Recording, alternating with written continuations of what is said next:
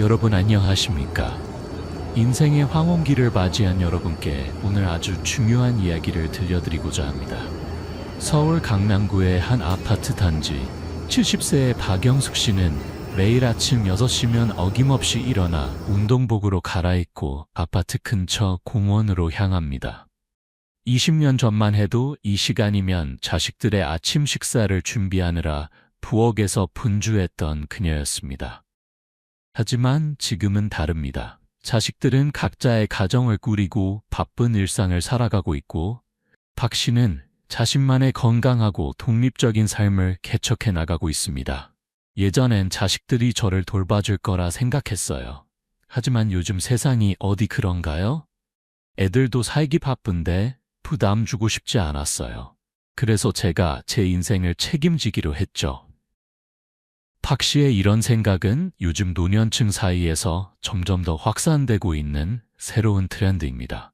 과거에는 자식이 부모를 모시는 것이 당연했지만 이제는 스스로 건강하고 행복한 노후를 준비하는 것이 현명한 선택으로 여겨지고 있습니다. 그렇다면 어떤 습관들이 우리의 노후를 빛나게 만들어줄까요? 오늘 삶의 교훈에서는 늙어서 절대 후회하지 않을 5가지 습관에 대해 깊이 있게 이야기를 나눠보겠습니다. 이 습관들은 단순한 이론이 아니라 실제로 많은 어르신들이 실천하며 행복한 노년을 보내고 계시는 검증된 방법들입니다. 만약 오늘 영상이 유익하셨다면 구독 버튼을 눌러주시고 좋아요와 댓글도 부탁드립니다. 여러분의 관심과 응원이 더 많은 분들에게 좋은 정보를 나누는 데 큰 힘이 됩니다. 그럼 이제 본격적으로 시작해 볼까요? 첫 번째 습관, 경제적 독립을 유지하세요. 부산에 사는 김철수 씨는 65세에 퇴직한 후 자신만의 작은 카페를 운영하고 있습니다. 많은 사람들이 이제 쉬셔야죠 라고 말했지만 그는 다른 선택을 했습니다. 젊었을 때 열심히 모은 돈이 있긴 하지만 그걸로만 살기엔 불안했어요. 더 중요한 건 경제적으로 자립해야 자식들한테 손 벌리지 않고 당당하게 살 수 있다는 거죠. 김 씨의 카페는 동네 어르신들의 사랑방이 되었습니다. 아침마다 단골 손님들이 찾아와 커피 한 잔을 마시며 담소를 나눕니다. 카페 운영으로 얻는 수입은 크지 않지만 김 씨에게는 자존감을 지켜주는 소중한 원천입니다. 여러분, 경제적 독립이 왜 이렇게 중요할까요? 우리 사회는 빠르게 변하고 있습니다.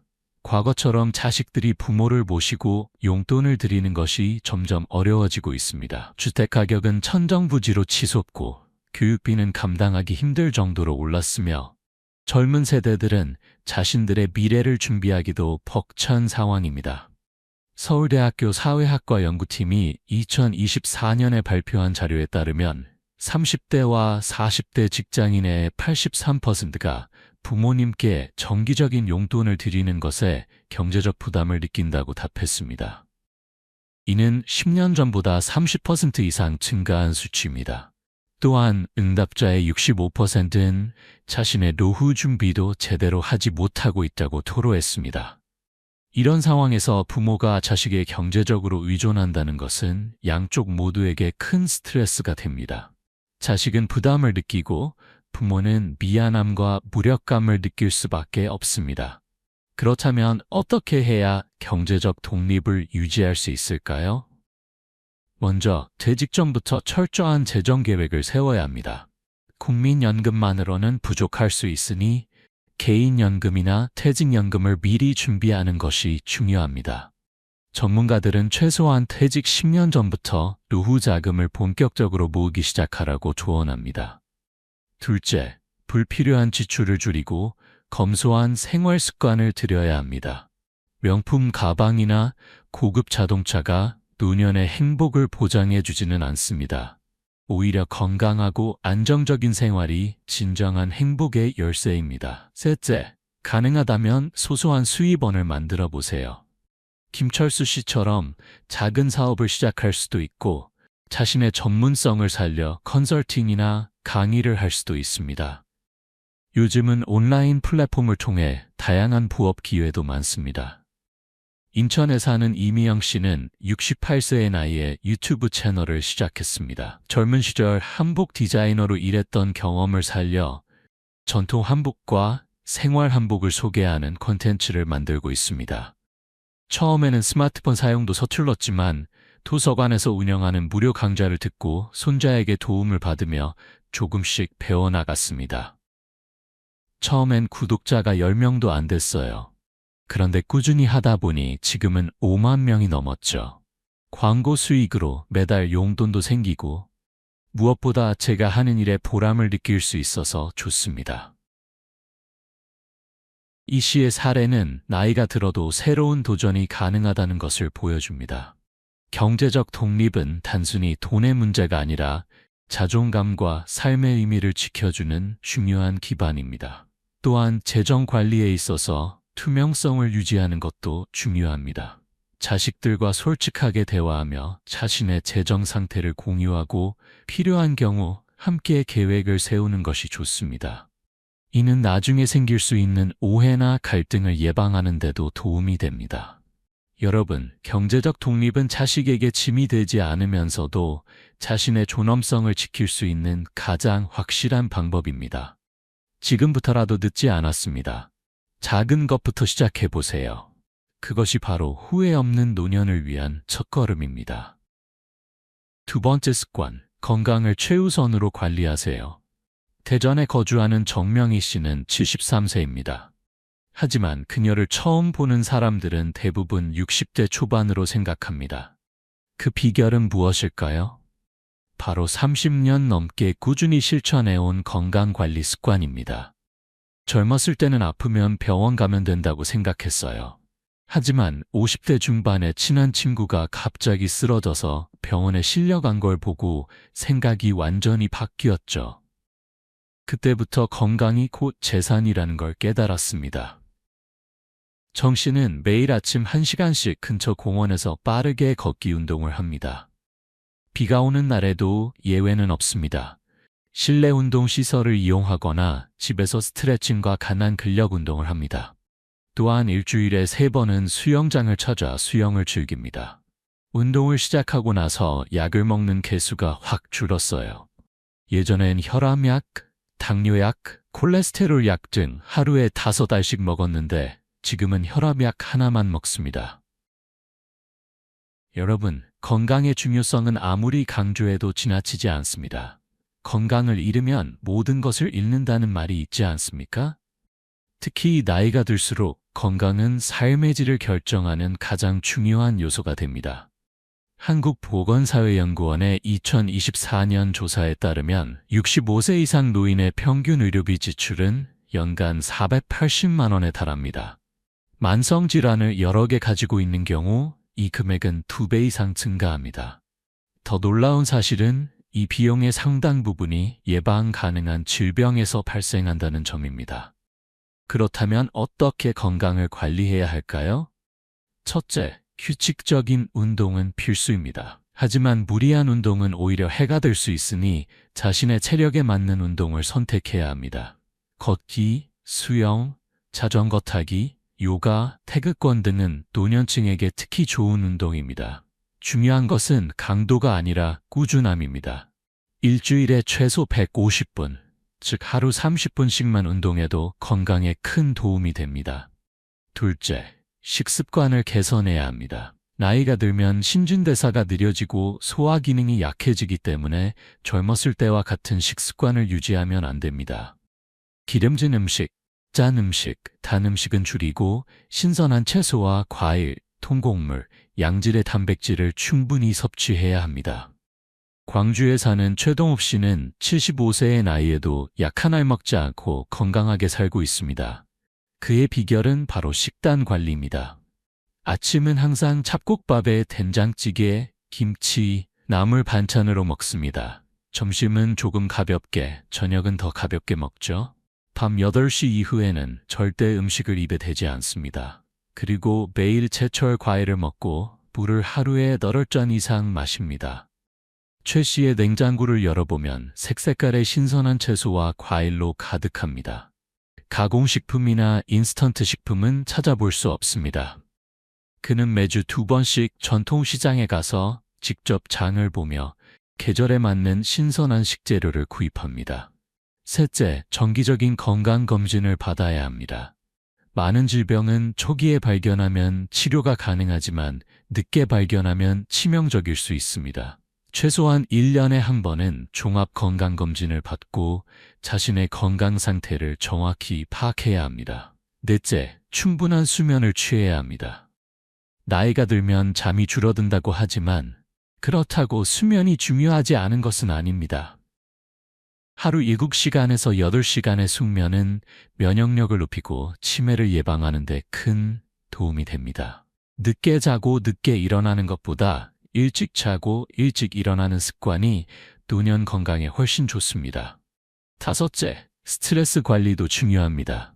만성적인 스트레스는 각종 질병의 원인이 됩니다. 명상, 취미생활, 사회활동 등을 통해 스트레스를 해소하는 방법을 찾아야 합니다. 제주도에 사는 강순자 씨는 70세에 서예를 배우기 시작했습니다. 처음에는 붓을 잡는 것조차 어색했지만 지금은 동네 문화센터에서 초보자들을 가르칠 정도로 실력이 늘었습니다. 서예를 하는 동안만큼은 모든 잡념이 사라져요. 오로지 붓과 종이, 먹에만 집중하게 되죠. 이 시간이 저에게는 최고의 명상이자 스트레스 해소법입니다. 강 씨는 서예 외에도 주 3회 요가 수업에 참여하고 매달 한 번씩 친구들과 제주 올레길을 걷습니다. 이런 활동들이 그녀를 건강하고 활기차게 만들어줍니다. 여러분, 건강은 하루아침에 만들어지지 않습니다. 매일매일의 작은 습관이 쌓여서 건강한 몸을 만들어냅니다. 오늘부터라도 운동화 끈을 묶고 밖으로 나가보세요. 냉장고를 열어 불필요한 가공식품은 버리고 신선한 채소와 과일로 채워보세요. 그리고 병원에 전화해서 건강검진 예약을 잡아보세요. 이런 작은 실천들이 모여 10년 후, 20년 후의 여러분을 훨씬 더 건강하고 행복하게 만들어줄 것입니다. 세 번째 습관, 평생 학습하는 자세를 유지하세요. 서울 종로구에 있는 한 도서관, 매주 화요일과 목요일 오후 2시면 어김없이 나타나는 한 어르신이 있습니다. 바로 78세의 한국문 씨입니다. 그는 5년 전부터 영어 회화 수업을 듣고 있습니다. 손자가 미국에 유학을 갔어요. 영상 통화를 할 때 손자가 영어로 이야기하면 제대로 대답도 못하고 손자 아빠한테 통역을 부탁해야 했죠. 그게 너무 답답하고 속상해서 영어 공부를 시작했습니다. 처음에는 알파벳도 제대로 기억나지 않았습니다. 젊은 학생들 사이에 끼어 수업을 듣는 것도 부끄러웠습니다. 하지만 한 씨는 포기하지 않았습니다. 매일 새벽 1시간씩 단어를 외우고 드라마를 보며 발음을 연습했습니다. 지난달에 손자하고 영상통화를 했는데 제가 영어로 할아버지가 너를 많이 보고 싶어. 건강하게 잘 지내렴이라고 말했어요. 손자가 깜짝 놀라면서 정말 좋아하더라고요. 그 순간 그동안의 모든 고생이 다 보상받은 기분이었습니다. 여러분, 나이가 들었다고 해서 배움을 멈춰야 할까요? 절대 그렇지 않습니다. 오히려 나이가 들수록 새로운 것을 배우고 도전하는 것이 더욱 중요합니다. 서울대학교 의과대학 신경과 연구팀이 발표한 논문에 따르면 65세 이후에도 꾸준히 새로운 것을 학습하는 사람들은 그렇지 않은 사람들에 비해 치매 발병률이 40% 이상 낮았습니다. 뇌는 근육과 같아서 계속 사용하지 않으면 퇴화하지만 끊임없이 자극을 주면 나이가 들어도 새로운 신경회로를 만들어낼 수 있습니다. 부산에 사는 박정희 씨는 69세에 컴퓨터 프로그래밍을 배우기 시작했습니다. 젊은 시절 수학교사였던 그녀는 은퇴 후 무료함을 느끼다가 우연히 코딩 교육 광고를 보고 도전하게 되었습니다. 처음엔 정말 어려웠어요. 알 수 없는 용어들과 복잡한 문법 때문에 머리가 지끈거렸죠. 하지만 포기하지 않고 매일 조금씩 공부했더니 어느새 간단한 프로그램을 만들 수 있게 되었습니다. 박 씨는 지금 동네 도서관에서 어르신들을 대상으로 컴퓨터 기초 강좌를 진행하고 있습니다. 학생이 선생님이 된 것입니다. 그녀는 이렇게 말합니다. 배움에는 나이가 없다는 걸 몸소 느꼈어요. 오히려 나이가 들어서 배우니 더 절실하고 재미있더라고요. 그리고 제가 배운 것을 다른 분들께 가르쳐 드릴 수 있다는 것이 정말 보람됩니다. 그렇다면 어떤 것을 배워야 할까요? 첫째, 외국어 학습은 뇌 건강에 특히 좋습니다. 새로운 언어를 배우는 과정에서 뇌의 다양한 영역이 활성화되고 기억력과 집중력이 향상됩니다. 영어, 중국어, 일본어 등 실용적인 언어를 배우는 것도 좋고 순수하게 취미로 프랑스어나 이탈리아어를 배우는 것도 좋습니다. 둘째, 악기 연주를 배워보세요. 음악은 뇌의 여러 부분을 동시에 자극하는 훌륭한 활동입니다. 피아노, 기타, 바이올린, 우쿨렐레 등 어떤 악기든 좋습니다. 전문가가 되는 것이 목표가 아니라 즐기는 것이 목표이니 부담 갖지 마세요. 대구에 사는 김영수 씨는 72세에 우쿨렐레를 배우기 시작했습니다. 손가락이 굳어서 처음에는 화음 하나 제대로 잡지 못했지만 6개월 후에는 좋아하는 노래를 연주할 수 있게 되었습니다. 요양원에 계신 친구분들을 찾아가서 우쿨렐레를 연주해 드려요. 다들 너무 좋아하시고 저도 기분이 정말 좋습니다. 음악이 이렇게 사람을 행복하게 만드는 줄 몰랐어요. 셋째, 새로운 기술을 배우세요.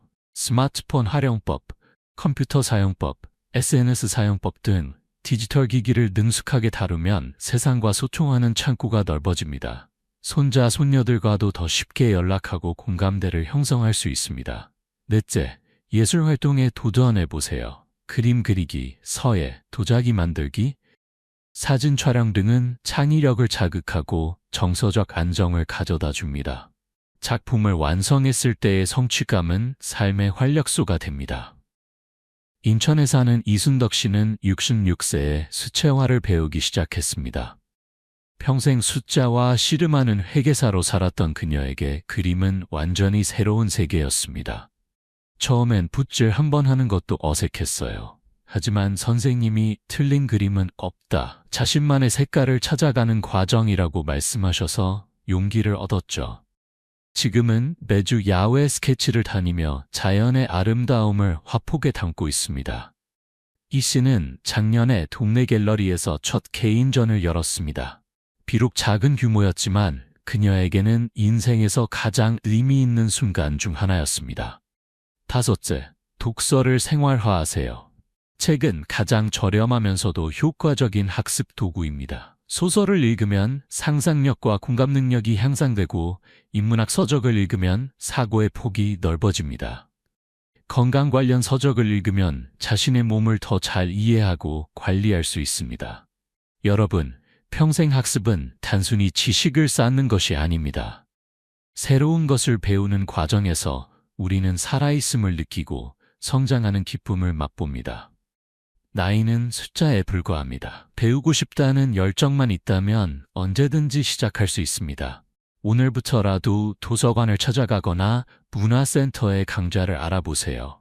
새로운 배움이 여러분의 노년을 더욱 풍요롭고 의미 있게 만들어줄 것입니다. 네 번째 습관, 좋은 인간관계를 유지하세요. 춘천에 사는 최은희 씨는 올해 76세입니다.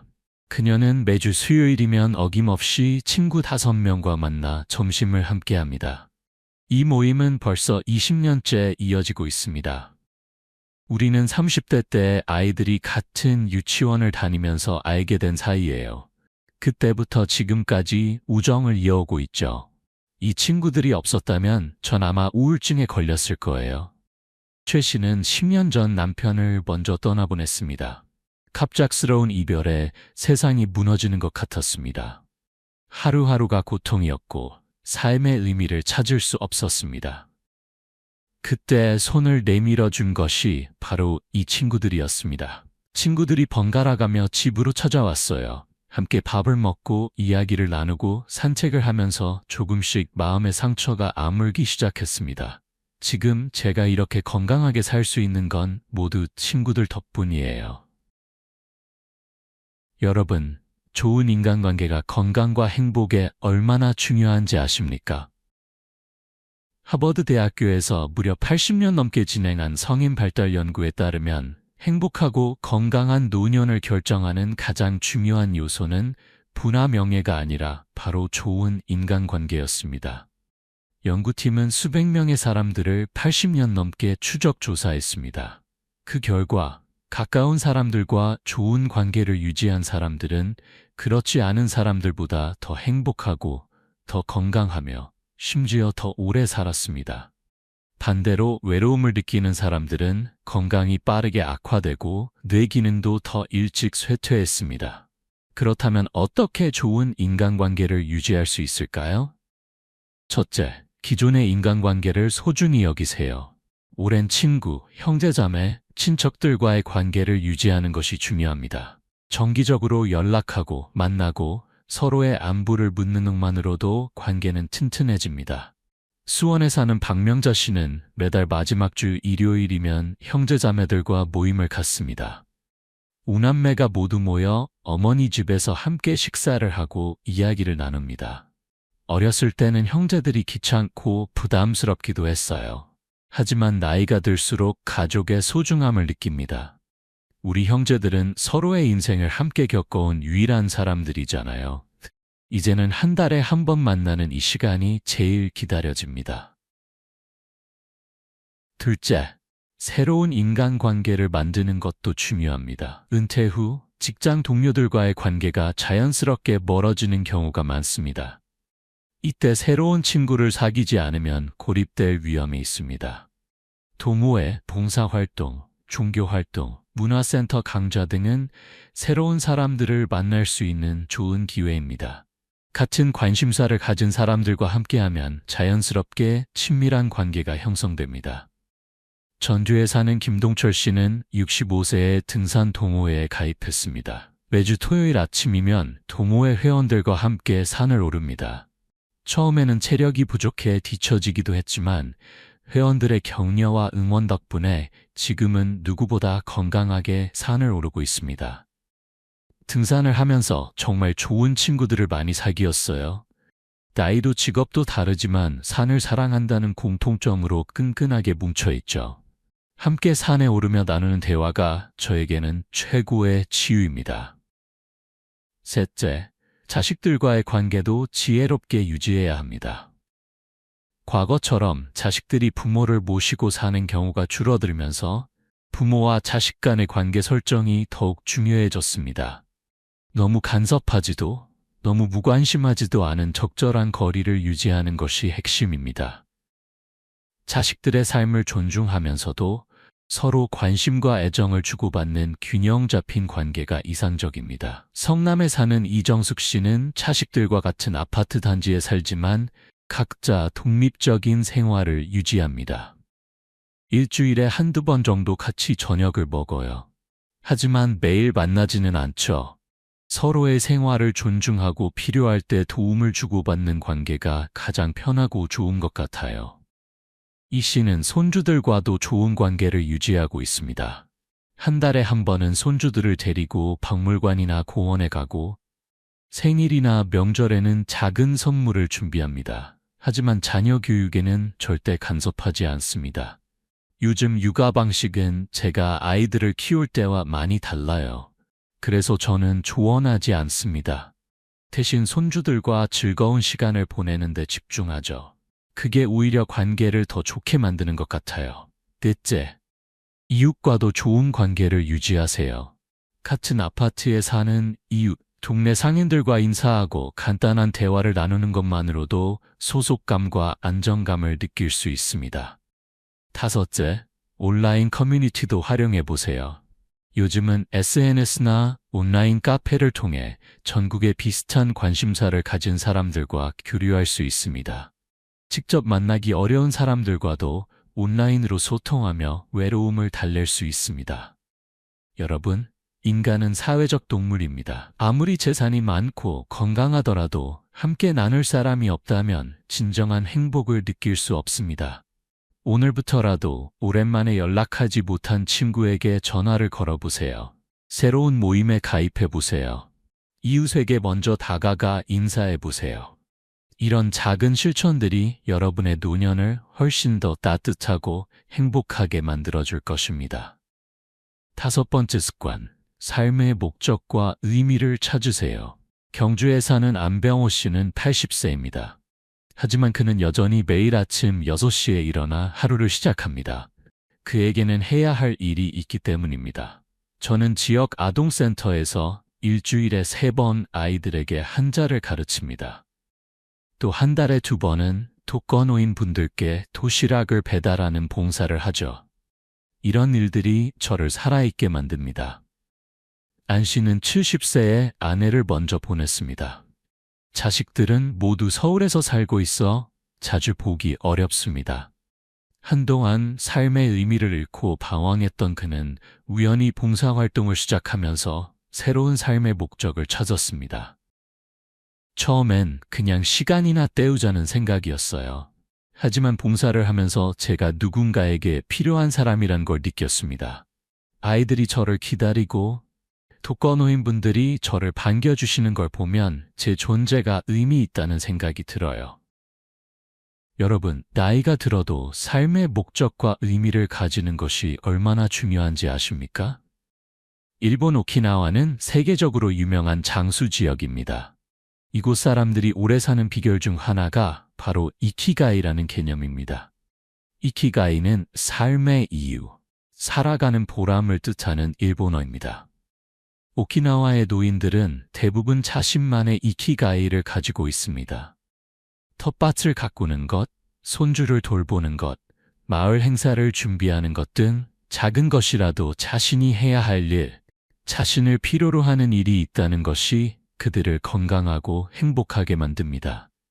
한국노인인력개발원의 연구에 따르면 은퇴 후에도 삶의 목적을 가지고 있는 노인들은 그렇지 않은 노인들보다 우울증 발병률이 50% 낮고 신체 건강 수준도 훨씬 높았습니다. 또한 삶의 만족도가 높고 삶의 질도 우수했습니다. 그렇다면 어떻게 삶의 목적과 의미를 찾을 수 있을까요? 첫째, 봉사활동을 해보세요. 다른 사람을 돕는 일은 타인에게도 도움이 되지만 자신에게도 큰 보람과 기쁨을 줍니다. 복지관, 병원, 학교, 종교단체 등에선 항상 봉사자를 필요로 합니다. 안산에 사는 신미경 씨는 72세에 호스피스 병동에서 봉사활동을 시작했습니다. 말기 환자들의 손을 잡아주고 이야기를 들어주고 때로는 함께 눈물을 흘립니다. 처음엔 죽음을 앞둔 분들을 대하는 게 두렵고 슬펐어요. 하지만 시간이 지나면서 제가 그분들에게 위로가 되고 있다는 걸 느꼈습니다. 그분들이 당신이 있어서 외롭지 않았어요 라고 말씀하실 때 제 인생이 이렇게 의미 있을 수 있구나 하는 생각이 들었습니다. 둘째, 평생 하고 싶었던 일에 도전해보세요. 젊었을 때는 생계를 위해, 가족을 위해 하고 싶은 일을 포기했을 수도 있습니다. 이제는 자신을 위한 시간입니다. 꿈꿔왔던 일을 시작해보세요. 강릉에 사는 오승민 씨는 평생 회사원으로 살았지만 항상 요리사가 되고 싶었습니다. 68세에 은퇴한 후 그는 요리학원에 등록했습니다. 6개월간 열심히 배운 후 작은 식당을 열었습니다. 메뉴는 단 3가지뿐이에요. 하지만 정성껏 만듭니다. 손님들이 맛있다고 말씀하실 때 젊었을 때 승진했을 때보다 더 큰 기쁨을 느낍니다. 이제야 진짜 제 인생을 사는 것 같아요. 셋째, 지식과 경험을 나누세요. 여러분이 평생 쌓아온 지식과 경험은 누군가에게는 귀중한 자산이 될 수 있습니다. 후배들에게 조언을 해주거나 강연을 하거나 책을 쓰는 것도 좋습니다. 청주에 사는 문상철 씨는 40년간 목수로 일했습니다. 은퇴 후 그는 자신의 기술을 젊은 세대에게 전수하기로 결심했습니다. 지금은 지역 직업학교에서 목공예를 가르치고 있습니다. 요즘 젊은이들은 전통 목공 기술을 배울 기회가 많지 않아요. 제가 가진 기술이 사라지는 게 아깝다는 생각이 들었죠. 제자들이 하나씩 배워나가는 모습을 보면 제 인생이 헛되지 않았다는 생각이 듭니다. 넷째, 취미를 깊이 있게 즐기세요. 단순히 시간을 때우는 취미가 아니라 전문성을 가지고 깊이 파고들 수 있는 취미를 찾아보세요. 그것이 여러분의 삶에 새로운 의미를 부여할 것입니다. 포항에 사는 황금순 씨는 74세에 사진작가가 되었습니다. 처음에는 손주 사진을 찍기 위해 카메라를 샀지만 점점 사진의 매력에 빠져들었습니다. 지금은 전국을 다니며 우리나라의 아름다운 풍경을 담고 있습니다. 사진을 찍으러 다니다 보면 하루가 어떻게 가는지 모르겠어요. 좋은 풍경을 발견했을 때의 설렘, 좋은 사진이 나왔을 때의 기쁨은 말로 표현할 수 없습니다. 내년에는 제 사진으로 달력을 만들어서 주변 분들께 나눠드릴 계획이에요. 5째, 가족을 위한 역할을 찾으세요. 손주를 돌보는 것, 가족 모임을 주선하는 것, 가족의 역사를 기록하는 것 등 가족 내에서 자신만의 역할을 찾는 것도 삶의 의미를 부여합니다. 여러분, 삶의 목적과 의미는 거창한 것일 필요가 없습니다. 아침에 일어났을 때 오늘 이것을 해야지라는 생각이 드는 것, 누군가 나를 필요로 한다는 느낌, 내가 하는 일이 가치 있다는 확신, 이런 작은 것들이 모여 삶의 의미가 됩니다. 은퇴했다고, 나이가 들었다고 쓸모없는 사람이 되는 것은 절대 아닙니다. 여러분은 여전히 가치 있고 중요하고 필요한 존재입니다. 오늘부터라도 자신만의 이키가이를 찾아보세요. 그것이 여러분의 노년을 빛나게 만들어줄 것입니다. 마무리, 후회 없는 노년을 위하여 여러분, 우리가 지금까지 이야기한 5가지 습관을 다시 한번 정리해 보겠습니다. 첫째, 경제적 독립을 유지하세요. 자식에게 의존하지 않고 스스로 생활할 수 있는 경제력을 갖추는 것이 존엄성을 지키는 길입니다. 둘째, 건강을 최우선으로 관리하세요. 규칙적인 운동, 올바른 식습관, 정기 검진을 통해 건강한 몸을 유지하는 것이 행복한 노년의 기본입니다. 셋째, 평생 학습하는 자세를 유지하세요. 새로운 것을 배우고 도전하는 것이 뇌 건강을 지키고 삶의 활력을 불어넣습니다. 넷째, 좋은 인간관계를 유지하세요. 가족, 친구, 이웃과의 따뜻한 관계가 외로움을 막고 정서적 안정을 가져다 줍니다. 다섯째, 삶의 목적과 의미를 찾으세요. 자신만의 이키가이를 가지는 것이 매일 아침 일어날 이유를 만들어줍니다. 이 5가지 습관은 서로 연결되어 있습니다.